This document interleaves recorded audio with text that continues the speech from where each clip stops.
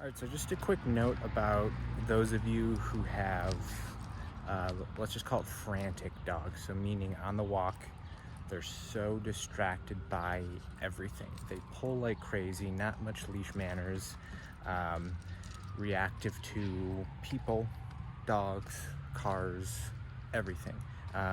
If you've got a dog like that, let me help explain what's going on in their head.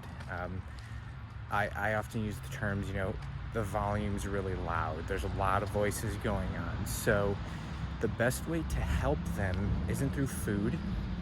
The best way to help them is actually this concept of eliminating options, or another word or term you could use is less is more. Meaning, if you've got a dog that is super frantic like this, really fine tune and hone in on a specific walk. So fix the pulling.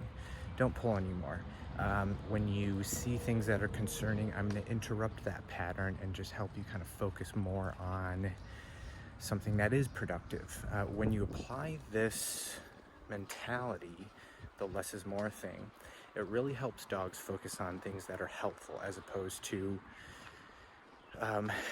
giving them that space to panic, to spin out, that type of thing. So if you've got a dog who is struggling, eliminate those options of pulling, barking, lunging, all that stuff, because it's really going to help them understand that, one, yes, there are rules to the walk, but also there's less to focus on, there's less to be concerned about. So think of it like, the analogy when you go into a restaurant and they have a menu that's 6 pages long.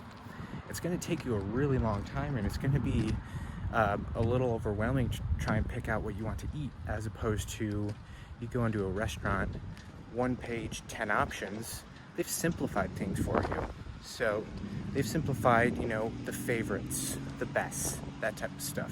Do the same thing with your dog, because it's really going to help them understand the rules of the walk, and it's going to, for the first time, let them breathe, relax, and enjoy the walk.